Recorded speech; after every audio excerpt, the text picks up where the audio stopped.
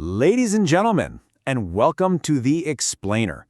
Tonight, get ready because we are ringside for the cinematic clash of the year, the superhero slugfest of the summer. In this corner, weighing in as the launchpad for an entire cinematic universe, he is the Titan of Hope, Superman. And in the opposite corner, the Fantastic Challengers looking to break a two-decade curse, the Fantastic Four. All right, let's get into it. You see, this summer's box office isn't just some friendly competition.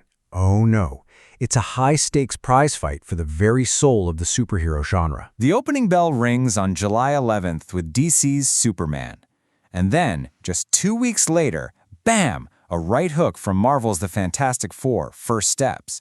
We're talking 2 reboots, 2 massive studios, and 1 glorious summer of spandex. So, who exactly are our fighters here? Let's check out their stats, shall we? In the red, white, and blue corner, it is James Gunn's Superman. His mission, should he choose to accept it, make us believe a man can fly again, without being all angsty about it. But the pressure here is absolutely immense. If this movie stumbles, the whole new DC universe might just go with it. And here comes the challenger, Marvel's Fantastic Four. Now, this is the third, count 'em, third attempt to get this family right on the big screen. They've got a killer cast and this super groovy 60s setting, but the question is, can they finally land a knockout punch with audiences? Of course, long before a single ticket was sold, the fight was already raging online.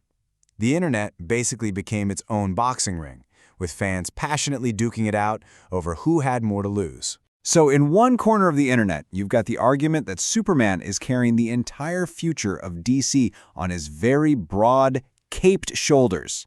Yeah, no pressure, Clark. But then, in the other corner, you have fans arguing that the Fantastic Four has to save the MCU from, let's be honest, its own continuity homework. So the big takeaway here, both studios are probably sweating more than Johnny Storm in a sauna. And naturally, it just wouldn't be a proper fan war without some heated debates over every little thing, from Pedro Pascal's casting all the way to Julia Garner playing a female Silver Surfer. The internet, folks, never change. Ding, ding, ding. The fight is over. The movies are out. The people have spoken. Or have they? It is time to go to the official scorecards. And whoa, we have a split decision from the critics. Look at this. The Tomatator gives a slight edge to Fantastic Four.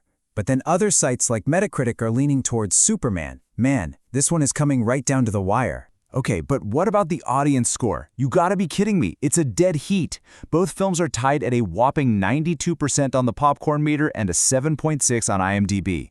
The crowd is split right down the middle. A draw? In this economy? Impossible!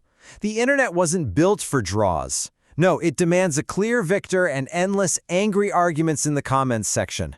This can't possibly be the end of the story, right? So if it's a tie, maybe they weren't actually fighting each other after all. Maybe, just maybe, they were secretly teaming up against a much bigger, more sinister foe. Enter the true villain of this whole story. Superhero fatigue. You know that feeling, right? Where another world-ending, city-destroying threat just makes you want to take a nap. You know, even Superman's own director, James Gunn, basically called for a ceasefire. He says there's room for everyone. What a concept. So how did they fight this fatigue? Well, they used a secret weapon. Actual human feelings. Superman went all in on the power of kindness, while Fantastic Four explored the terrifying, beautiful chaos of, well, becoming a parent. And the reviews are in on this. Apparently Superman made being a genuinely good person feel edgy and even punk rock. Meanwhile, Fantastic Four had pretty much every dad in the audience sobbing over Pedro Pascal, confessing he has no idea what he's doing as a new parent. It's shockingly relatable. So, when you get right down to it, maybe the winner wasn't the film that made more money, but the one that reminded us why we fell in love with these stories in the first place. But that leaves us with one final, all-important question. Who do you think really won the summer?